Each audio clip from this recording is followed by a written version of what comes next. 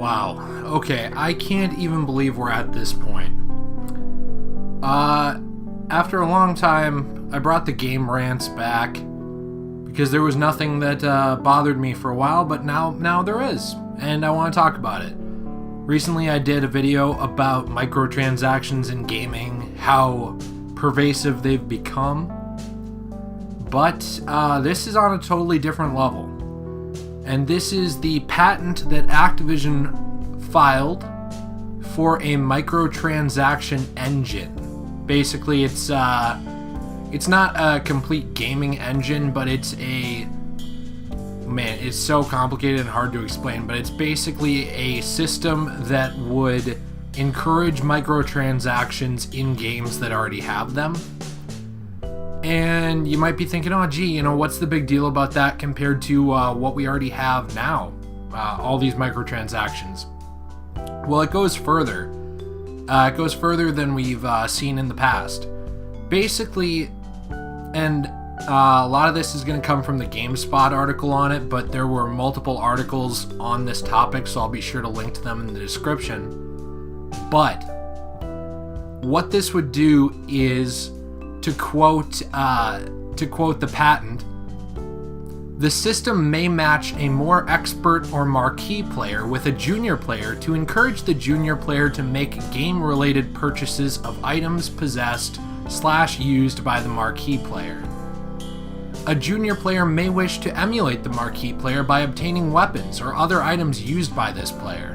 So really, the idea we're looking at here is that the game might actively match you up with people who are better than you, who have gear that they purchased through microtransactions, just so that you see how good they are, see the gear that they bought, and think, oh man, if I had that gear, I might be better too. And then you would buy it. And this was just one example listed in the patent. Another example, in one implementation, when a player makes a game-related purchase, the microtransaction engine may encourage future purchases by matching the player, using matchmaking described herein, in a gameplay session that will utilize the game-related purchase. Doing so may enhance a level of enjoyment by the player for the game-related purchase, which may encourage future purchases. So this one is basically, how would I explain it? Let's say you buy, I want to say a gun, but that's so, I feel like that would be, maybe, yeah, let's say you buy a shotgun, right? Let's say there's a game where you can buy a shotgun through a microtransaction, and this is just going to be a crude example of what they're talking about. Basically, if this system was in place, what they might do is put you into a match where you are in a smaller scaled map so that you can take advantage of that shotgun. And then once you do really good with it, you're like, wow, that purchase was totally worth my money. I should buy more guns in the future. So these are two different examples of the same thing, the same engine, but in one, they are putting you with a better player so that you see that player and you want the gear that they bought because you're stupid and you think that'll make you good, even though it probably won't. You probably suck at shooters like me if that's the solution you're grasping at for reaching for straws there. But the other one is basically just that you buy something, they will put you in a match where that thing is more useful that you bought.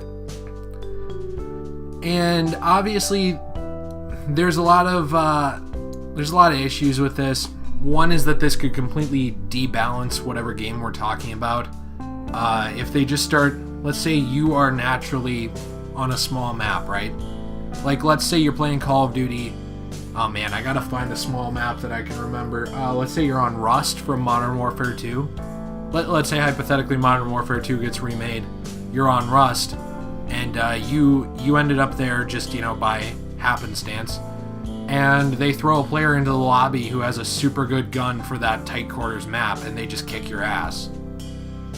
So like, just to encourage that player to buy more guns, or to encourage you to see their gun and be like, wow, I want that, that's absolutely insane to me that this is the direction we're going. Like, and this isn't just to call out Activision. Like, part of it is, and don't get me wrong, I've played Activision games on the channel before. I'm sure I will in the future.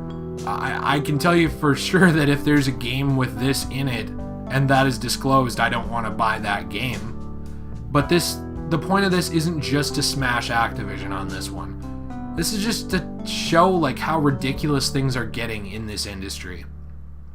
Like, I was thinking about this earlier, and I'm sure there are industries where this type of thing can happen. I'm not sure completely how, but the only hypothetical I could think of is like, it would almost be like if you were in a hotel and they put you in the room next to the, like, they put you in a complete garbage room right next door to a super nice room and gave you like a view of that room so that you'd be like, wow, I want to upgrade my room to that super nice triple the money I've already spent. I want to upgrade my room to that one.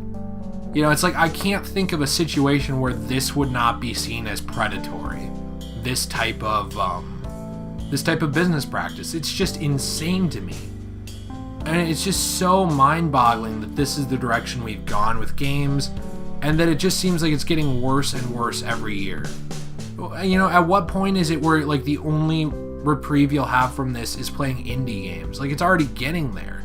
At what point will indie games start pulling these things in? It's just, I don't get it. The whole, obviously I'm getting very frustrated, but to me, the point of console games is that they were a higher quality, and I'll include PC games in this too, because I play both. I have a PC and I have console. And the point of these games, console and PC, is that they're more immersive, higher technical specs, and just overall a higher quality than mobile games. That's been the point to stay away from mobile for serious gamers for a long time, because mobile's been plagued with these microtransactions, and the games are also fairly rudimentary. But now we're hitting points where you're paying $60 for a game, and on top of that, they're throwing in this bullshit. Like, who thought this was a good idea? Like, how will this not alienate consumers? And, by the way, I think it is fair to mention that Activision did say that it was an exploratory patent and that the system has not been used in any games yet. But if you didn't eventually